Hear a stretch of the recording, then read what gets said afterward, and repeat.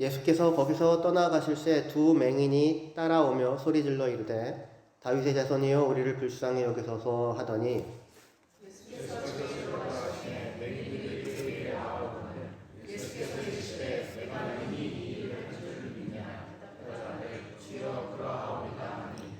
이에 예수께서 그들의 눈을 만지시며 이르시되 너희 믿음대로 되라 하시니 그들이 달라지자 예수께서 엄히 경고하시니 산과 아무에도 알리지 말라 하셨으나 그들이 나가서 예수의 소문을 그 온 땅에 퍼뜨리니라.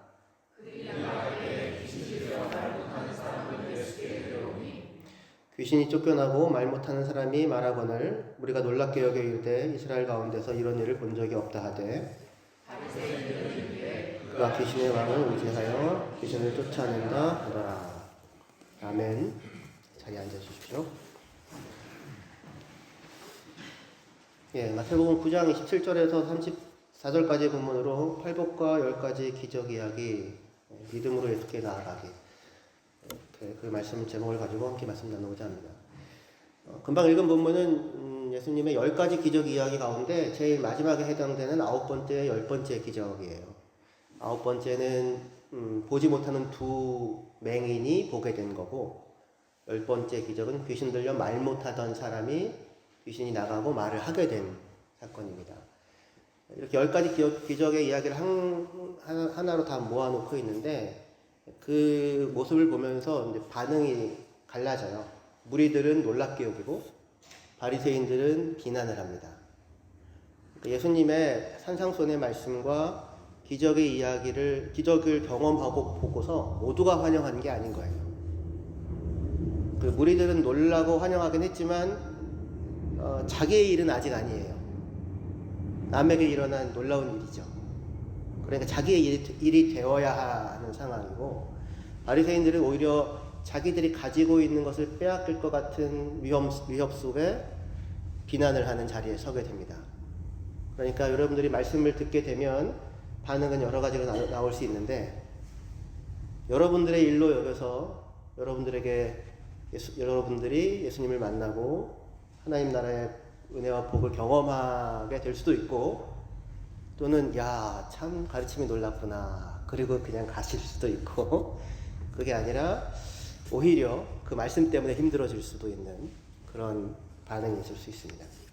오늘 말씀은 그 10가지 기적 이야기 가운데 마지막 2가지 기적 이야기인데, 어떻게 생각해보면 물론 이것도 대단한 일이지만 보지 못하는 2명의 사람이 보게 되고 말 못하던 사람이 말을 하게 된 거니까 이것도 엄청난 일이긴 하지만, 워낙에 앞에 기록해 놓은 10가지 기적 이야기들이 이렇게 어마어마한 게 많아요.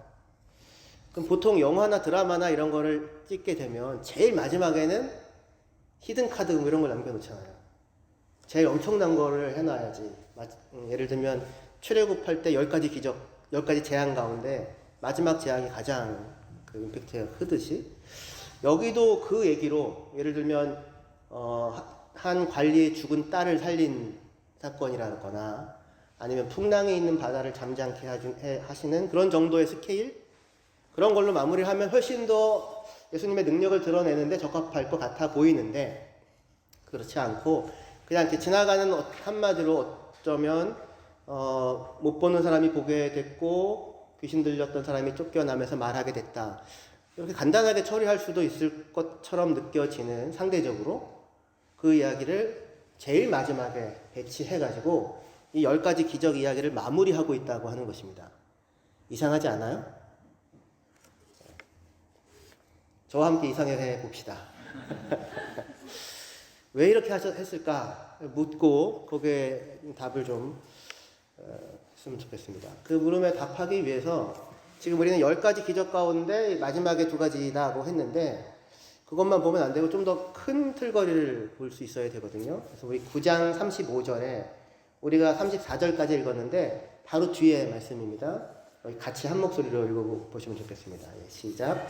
예수께서 모든 도시와 마을에 두루 다니사 그들의 회당에서 가르치시며 천국 복음을 전파하시며 모든 병과 모든 약한 것을 고치시니라. 예수님이 두루 다니시고 회당에서 가르치시고 천국 복음 전파하시고 병을 고치셨다.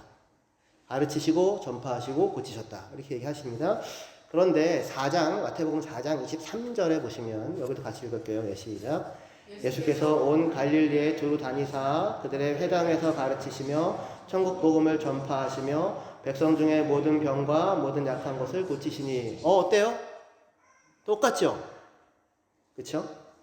4장 마지막 말씀의 내용과 9장 마지막 말씀의 내용이 똑같아요. 사인입니다. 사인. 깃대를 세워놓은 거예요. 빨갛게 해가지고 여기서부터 여기까지가 한 세트예요. 이렇게. 4장 마지막에서 9장까지가 여기가 서로 다른 이야기 아니고요. 이 다 합쳐져 가지고 하나의 이야기를 하고 있어요. 이렇게 지금 시그널을 보내주고 있는 겁니다. 그러면 4장 마지막과 9장 사이에 뭐가 있을까요? 5장과 5, 6, 7, 8장이 있겠죠. 예. 똑똑하십니다. 예. 산상수훈과 10가지 기적 이야기가 있는 거예요. 산상수훈과 10가지 기적 이야기. 말씀, 가르침, 선포인 산상수훈과 병들을 고치시는 치유 이야기가 이렇게 같이 들어가 있어요. 그러니까 이 두 가지가 그런데 서로 별개의 얘기가 아니라 연결되어져서 하나의 메시지를 주려고 하는 것입니다. 라고 하는 이렇게 사인을 해놓은 거예요. 그러니까 우리가 아까 10가지 기적 이야기 가운데 왜 이 두 가지가 마지막으로 끝이 나지? 라고 물었지만 그것에 대답하기 위해서는 10가지 기적 이야기만 보는 게 아니라 산상수훈으로부터 이어지는 그 흐름을 생각해 보셔야 합니다. 그래서 우리 8장 1절에 보시면 8장 1절 2절 같이 읽어볼게요. 예, 시작. 예수께서 산에서 내려오시니 수많은 무리가 따르니라. 한 나병 환자가 나와 절하며 이르되 주여 원하시면 저를 깨끗하게 하실 수 있나이다 하거늘. 거기까지만 할게요. 예, 1절. 예수께서 어디서 내려오세요? 산에서 내려오세요. 어디 등산 가신 게 아니라 뭐 하고 내려오셨다? 산상수훈 말씀하시고 내려오신 겁니다. 설교가 끝났어요. 산상수훈은 산 위에, Sermon on the Mountain이잖아요. 산 위에서 말씀하시고 그리고 내려왔어요. 그러니까 이어지는 내용이라는 거죠. 그러면 마태복음을 쭉 읽는 사람들, 듣는 사람들은 산상수훈의 예수님의 설교를 다 들은 거죠. 그렇죠? 그러니까 지금 8장은 산상수훈의 예수님의 설교를 다 들은 사람들, 들었다고 전제하고 그리고 그 다음 이야기를 하는 거예요. 그러니까 예수님의 말씀을 들은 사람들 가운데 가장 먼저 예수님께 나와왔던 사람이 누구였다고요?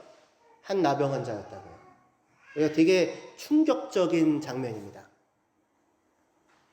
오늘 저희가 예배하는데 갑자기 문을 열고 한 나병 환자가 들어온다면 어떨까요? 예배 끝나고 나갔는데 한 나병 환자가 여러분들 만난다면 부정하다! 부정하다! 이러고 나와야 돼요. 나병 환자는. 왜냐하면 사람들이 자기를 가까이 하면 안 되니까. 근데 무리가 잔뜩 있는데 거기에 한 나병 환자가 나오는 거는 이건 굉장히 충격적인 상황인 겁니다. 잘못하다가는 무리들에 의하여 돌에 맞아 죽을 수도 있는, 어디 가까이 와! 이럴 수 있는 상황인데 산상수훈이 맞춰지고 예수님의 설교를 듣고 가장 먼저 반응을 보이며 나와왔던 사람이 누구였냐면 놀랍게도 한 나병 환자였었어요. 굉장히 충격적인 장면입니다. 모든 부정함의 대명사, 사람들과의 모든 관계에서 단절되고 예배도 드릴 수 없었던 살아있는 죽은 사람이라고 할 수 있는, 살아서 움직이긴 하는데 살아있다고 결코 볼 수 없는 그런 나병 환자가 말씀을 마치시고 내려오는 예수님께 나와서 요구를 하는 충격적인 장면인데, 요구의 내용이 뭡니까? 나를 고쳐주소서가 아니에요. 나를 고쳐주소서가 아니라 원하시면, if you will, 만일 당신이 원하신다면, 당신의 뜻이라면, 그러면 당신은 나를 깨끗하게 해주실 수 있습니다. 이거였어요. 예수님이 자기를 깨끗하게 할 수 있는 능력이 있다는 건 전제돼요. 그런 믿음은 이미 있어요. 근데 지금 이 나병 환자에게 궁금한 것은 뭐냐면, 예수님은 과연 나 같은 인생도, 절망이고 죽음이고 살아있지만 죽은 것만 못한 모습으로 살고 있는 나 같은 사람도 고침받기를 원하시는가? 라고 하는 물음이에요.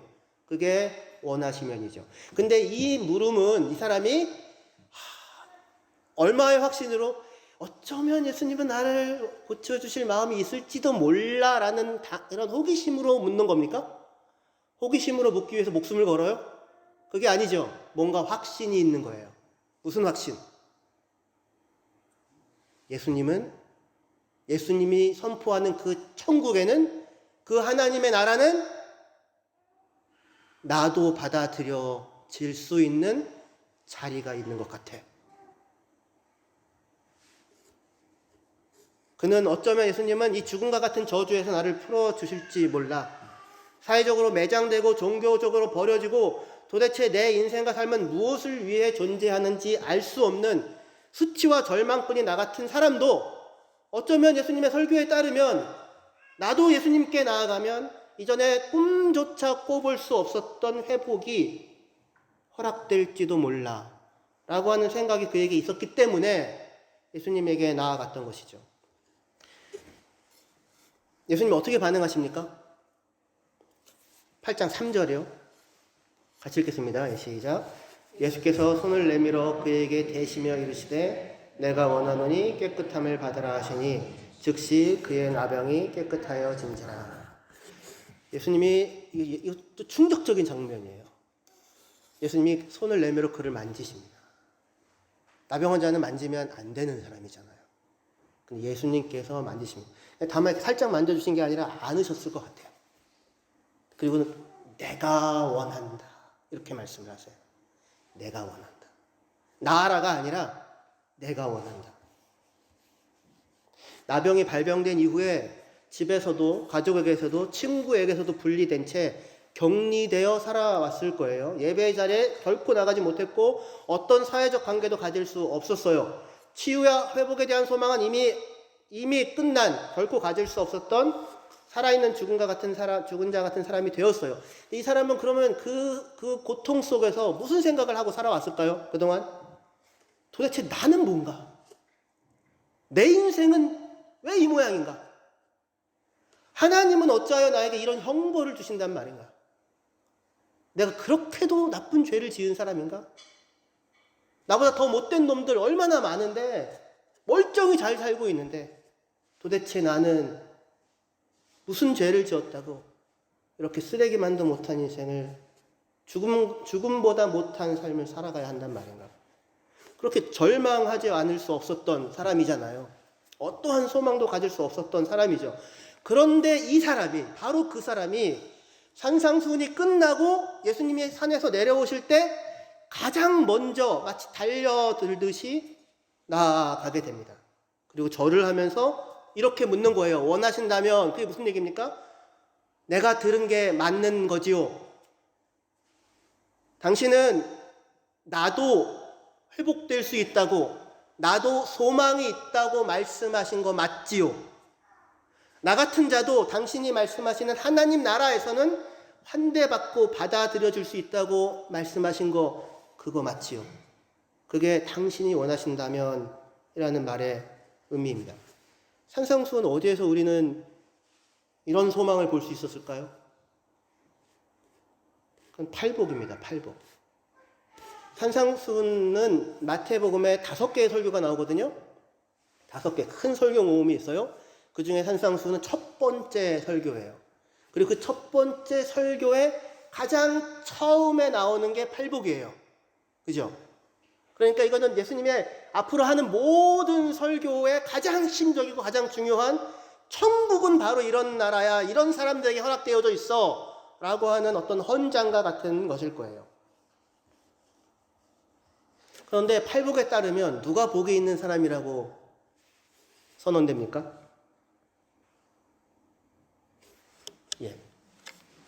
심령이 가난한 자는 복이 있나니 가난한 자는 복이 있나니. 여기 심령이 가난한 자라는 거는, 저 사람은 영적으로 하나님에 대한 깊은 갈급함이 있어. 나는 언제쯤 저런 고상한 경지에 도달할 수 있을까? 그런 얘기가 아니에요. 그거 아닙니다. 그 얘기가 아니고요. 영적으로 파산된, 찢겨진, 무너진, 붕괴된, 아무것도 가지고 있지 못한 사람이에요. 어떠한 소망도 가질 수 없는, 누구와 같은 사람? 나병 환자 같은 사람. 예배 자리에서도 배제된 사람이에요. 하나님에 대한 어떤 희망도 품을 수 없는 사람이에요. 심령, 영적으로 파산 상태에 있는 사람, 빈털터리. 그 자도 복이 있다고.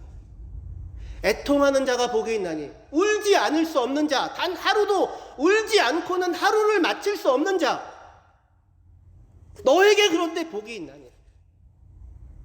온유한 자, 여기 다만 젠틀하고 마일드한 사람이 아니에요. 자기의 것을 지켜내지 못해서 빼앗기고도 한마디 할 수 없어서 숨지기고 있는 사람, 아나빔이라고 얘기했죠. 프라우스라고. 나병한 자 같은 사람. 그리고 의에 줄이고 목마른 자, 제발 간절히 자기를 불쌍히 여겨줄, 긍휼히 여겨줄 사람이 한 사람이라도 있으면 좋겠는데 결코 그런 긍휼을 베푸는 사람을 만날 수가 없어서 줄이고 목마르고 고통스럽게 살아갈 수밖에 없는 사람, 복이 있나니 천국이 그들의 것이다. 나와 함께 임한 하나님의 나라에서 너희들은 배제되지 않는다. 여기에 이 얘기를 나병 환자가 알아들은 거죠. 그러니까 이 팔복의 이런 사람들의 모습은 추상적인 사람들의 자질에 대한 것이 아니라 그 팔복 선언하시고 복이 있다고 천국을 주겠다고 회복을 주시는 예수님이 누구를 찾아갔는가를 보면 알 거 아니에요. 그게 10가지 기적의 이야기라고요. 10가지 기적의 이야기 속에서 어떤 사람들이 나옵니까? 그 세트들 아까 보여줬던 거요. 나병 환자, 이방인 백부장, 백부장이긴 한데 이방인이에요. 그리고 베드로 장모, 평생을 거친 손으로 살아왔었던 열병에 들떠 누워있는 한 여인.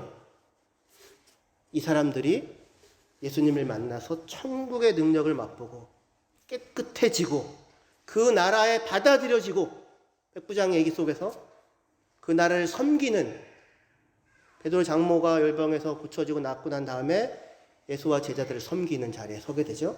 하나님 나라를 섬기는 자로 세워지는 변화를 경험하게 됩니다. 다른 누군가가 아니라 이들을 포함한 10가지 기적에 나오는 사람들이 팔복의 사람들인 거예요. 복되도다 이 사람들이요. 여러분들은 나병 환자를 보고 복이 있다고 얘기할 수 있나요? 되고 싶으세요? 복이 있다고 얘기할 수 없는데 여기 산상순을 듣고 달려나온 이 나병 환자는 복이 있습니까? 복되도다 이 사람이요. 그렇죠? 왜요? 그가 나병 환자였기 때문이 아니라 누구에게 찾아 나갔기 때문에? 예수님께 찾아 나갔기 때문에, 예수를 만났기 때문에. 이방인 백부장, 유대인의 입장에서 볼 때 그 사람이 비록 백부장이어서 지위가 있지만 이방인이잖아요. 복 있는 사람이라고 얘기할 수 있습니까? 없지요. 베드로의 장모, 그녀의 갈라진 거친 손을 보면서 복이 있다고 말할 수 없을 것입니다. 어느 누구도 그런 자들에게 소망이 있다고, 그들이 하나님 나라에 가깝다고, 그들이 하나님 나라에서 환대받을 것이라고 상상도 할 수 없었을 거예요. 그런데 그들은 예수님과 더불어 온 하나님 나라와의 마주침을 통해 진정으로 복 있는 자들이 됩니다. 그들이 가지고 있는 어떤 특성 때문이 아니라, 그들의 핸디캡 때문이 아니라, 그 모든 그들이 가지고 있는 핸디캡에도 불구하고 그들은 예수님으로 인해 복 있는 자들이 되지요. 여자로 태어나고, 유대사회, 당시 유대사회에서 여자로 태어난다는 것은 절반쯤 사람이라는 얘기입니다. 유대인 남자들이 하는 기도가 있어요. 하나님, 저를 여자로 태어나지 않게 하시고 이방인으로 태어나지 않게 해주셔서 감사하나이다. 그러니까 여기 10가지 기적 이야기에 나오는 사람들은 어느 누구도 복 있는 사람이라고 얘기 들을 수 없는 사람이에요. 여자로 태어났고요, 이방인으로 태어났고요, 나병 환자가 되어버렸고요, 귀신 들려서 무덤 가운데 살고 있고요, 죄로 인해 눌려서 꼼짝달싹 못하는 중풍병자이고요, 12년 동안 끊임없이 피가 흘러나와서 그 오랜 세월 부정한 여인으로 살면서 모든 사회적 관계에서 단절된 채 살아와야 했고요. 그런 자들이 예수님과의 만남을 통해 복 있는 자들이 됩니다. 그게 팔복이 선언하는 말씀입니다. 그리고 그 팔복과 이 10가지 기적의 이야기가 우리에게 들려주고 보여주는 바는 뭐냐면, 그러니까 누구에게도 소망이 있다. 나에게도 소망이 있다고요. 여러분들에게도. 여러분들이 가지고 있는 어떤 자질 때문이 아니라 예수님 때문에 소망이 있는 겁니다. 죽을 것 같은 풍랑이 있는 바다를 건너는 제자들에게도 소망이 있고요, 무덤을 거쳐러 살면서 무수한 말들에 스스로 고통을 받으며 살았던 가다라 귀신 들린 사람에게도 소망이 있고요. 심지어 한 12살 정도밖에 안 되는 어린 딸을 죽음으로 떠나보낸 그 관리에게도 여전히 소망이 있다고 말해주는 것이 산상수훈이 보여주는 하나님의 나라의 모습입니다. 근데 이 모든 이야기를 마무리하면서 두 가지 기적 이야기로 이 10가지 기적 이야기를 마무리해요. 그죠? 보지 못하는 사람 둘과에 대한 치유와 말 못하는 사람에 대한 치유이죠. 설교 처음에 물었죠? 왜 이 이야기로 끝이 나나? 왜 이 이야기로 끝이 날까? 지금까지 살펴본 내용을 근거로 해서, 배경으로 해서 답을 해보도록 하겠습니다. 마태복음 9장 27절부터 30절 초반까지 같이 읽어보면 좋겠는데요. 앞에 보시고요. 같이 읽겠습니다. 27절부터입니다. 시작. 예수께서 거기서 떠나가실새 두 맹인이 따라오며 소리질러 이르되 다윗의 자손이여 우리를 불쌍히 여기소서 하더니 예수께서 집에 들어가시며 맹인들에게 그에게 나아오거늘 예수께서 이르시되 내가 능히 이 일을 할 줄을 믿느냐 대답하되 주여 그러하오이다 하니 이에 예수께서 그들의 눈을 만지시며 이르시되 너희 믿음대로 되라 하시니 그들의 눈이 밝아진지라. 여기까지요. 예수님이 한 관리의 죽은 딸을 살리시고요. 자기가 머물던 집으로 가시는 중입니다. 가버나움의 그 베이스 캠프로. 항상 예수님이 그 집에 있었어요. 아마 베드로 장모 함께 사는 그 집일 거예요. 그런데 그 집으로 가고 있는 중에 두 맹인이 소리를 지르며 예수님을 따라와요. 다윗의 자손이여 우리를 불쌍히 여기소서. 절박한 부름이겠죠. 다윗의 자손이여 우리를 불쌍히 여기소서. 근데 이 다윗의 자손이라는 말은 마태복음에 10번 나와요. 10번 나오는데 그 중에 2번은 예수님의 탄생 기사와 관련해가지고 먼저 나옵니다. 아브라함과 다윗의 자손, 예수 그리스도의 세계라 이런 식으로요. 그리고 나서 가장 먼저 처음 등장하는 다윗의 자손이라는 표현은 바로 이 본문이에요. 9장에. 예수님께서 처음으로 어떤 다른 누군가에 의해서 다윗의 자손이라고 불려져요. 첫 자리예요. 다윗의 자손이요. 근데 다윗의 자손이라는 말은 무슨 뜻이냐면 그리스도라는 뜻입니다. 메시아라는 뜻이에요. 베드로가 마태복음 16장에 한참 뒤에 당신이 그리스도시고 살아계신 하나님의 아들입니다 라고 신앙 고백하잖아요. 예수님이 야 바요나 시므ona 네가 참 복이 있다. 야 네 고백이 참되다 이렇게 칭찬해 주시는데 그거 훨씬 이전에 이미 마태복음 9장에 누구에 의해서 베드로같이 대단해 보이는 사람이 아니라 맹인 두 사람에 의해서 예수님이 다윗의 자손이라고 고백되어져요. 최초로 마태복음에서 다윗의 자손이여 나를 불쌍히 여겨주소서. 엄청난 고백이에요. 예수님이 그 얘기를 듣고는 굉장히 기뻐하시면서 뒤 돌아서서 야 일로 와봐 이들은 특별히 내가 고쳐주마 이렇게 하실 것 같은데 그렇게 안 하시고 뒤도 안 돌아보고 어디로 가세요? 집으로 그냥 들어가세요. 집으로 들어가십니다. 집으로. 뭐지? 쎄한 뭐지? 예수님 그냥 집으로 들어가세요. 남겨져 있는 소경들은 어떻게 할까요?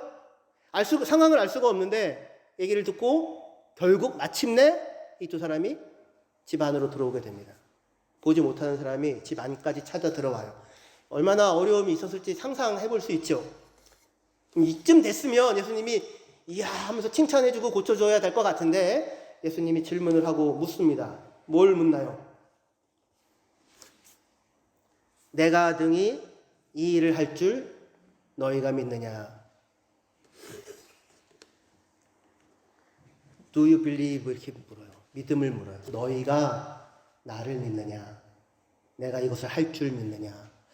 아니 믿었으니까 찾아왔을 거 아니에요. 그런데 예수님은 굳이 이 사람들에게 너희가 나를 믿느냐라고 묻습니다. 마태복음에 10가지 기적 이야기가 있다고 했잖아요. 그 중에 5번 믿음이라는 말이 언급이 돼요. 믿음과 관련된 말이 직접적으로 언급이 됩니다. 그 중에 마지막인데 그 이야기들 가운데 믿음이 언급되는 어떠한 기사들 가운데서도 예수님은 자기에게 찾아온 사람들에게 믿음이 있냐고 뭘 믿냐고 믿음을 묻지 않아요. 여기서만 물어요. 여기서 드디어 묻습니다. 너희가 나를 믿느냐? 이 사람들이 뭐라고 대답해요? 예, 주님, 우리가 믿습니다. 예수님이 어떻게 하십니까? 눈을 만져주시면서, 나라가 아니라 눈을 만져주시면서 너희의 믿음대로 되라. 그렇게 얘기하죠. 그러자 그들의 눈이 열려서 보게 되었다라고 말해요.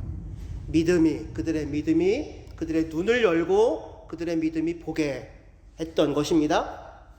예수님이 뭘 물어요? 뭘 요구합니까? 너희가 나를 믿느냐?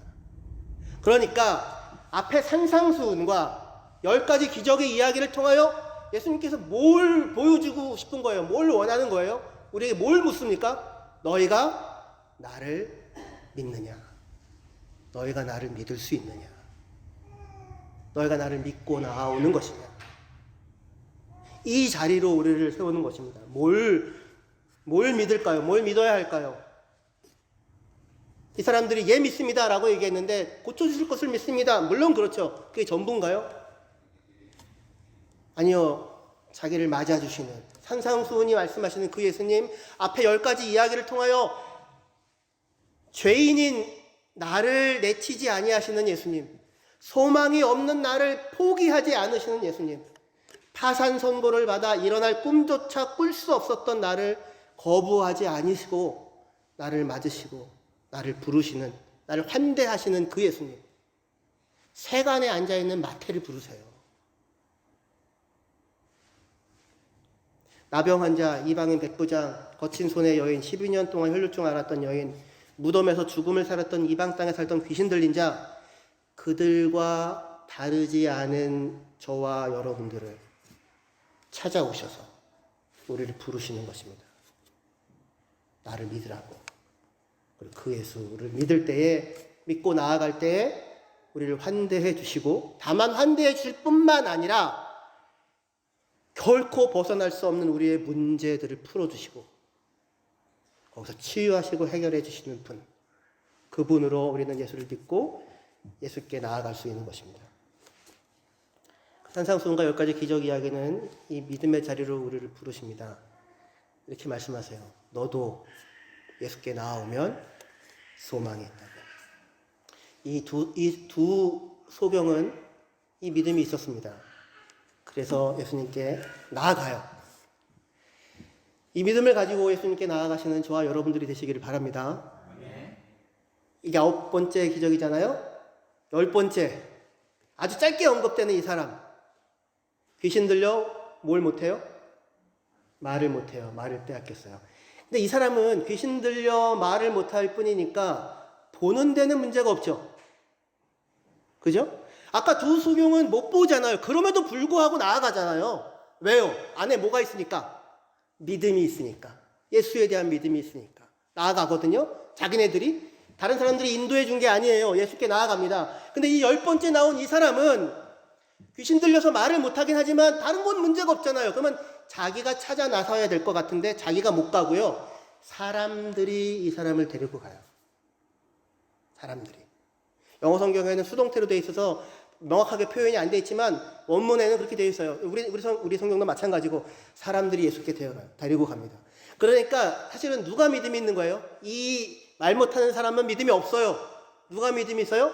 그를 데리고 온 사람들이 믿음이 있어요. 중풍병자처럼 중풍병자를 사람들이 데리고 오잖아요. 그랬더니 예수님이 중풍병자의 믿음을 보는 게 아니라 그를 데리고 온 사람들의 믿음을 보시고는 치유하세요. 그 사람들의 믿음이 말을 해요. 지금 이 사람은, 마지막에 있는 사람은 말을 못해요. 말을 빼앗겼어요. 왜 말을 빼앗겼을까요? 왜 말을 못할까요? 믿음이 없어서 그래요. 믿음이. 여러분들이 말하기가 싫으시는 거는 믿음이 없어서 그렇습니다. 말이라고 하는 것은 아는 걸 말하는 게 말이 아니고요. 믿는 걸 말하는 게 말이에요. 정보를 얘기하는 게 말이 아니에요. AI가 말 잘해요. 말은 아는 걸 말하는 게 말이 아니고요. 믿는 걸 말하는 게 말입니다. 근데 단 한마디 그 믿음을 가지고 말하지 못하는 사람들이 많은데 믿음이 없으면 말을 빼앗겨요. 말을 말을 빼앗기면 자기 스스로의 삶을 제대로 살아갈 수 있는 어떠한 힘도 갖고 있지 못합니다. 그런데 그 곁에 믿음이 있는 사람들이 있어서 그를 데리고 예수님께로 데리고 나갑니다. 예수님께서 그 믿음도 없고 말조차 빼앗긴 그 사람을 넉넉히 받으셔서 치유하시고 고쳐주십니다. 할렐루야. 믿음을 가지고 주님께 나아가십시오. 그리고 주위에 말조차 빼앗긴 믿음이 없고 뒤틀려진 세대, 믿음이 없기 때문에 뒤틀려진 세대, 그 속에서 고통하는 사람이 있다면 예수님을 소개해 주십시오. 그가 우리를 맞아주신 것처럼 그도 맞아 복되도다 이 사람이여 라고 하는 말씀을 해주실 것입니다. 기도하시겠습니다.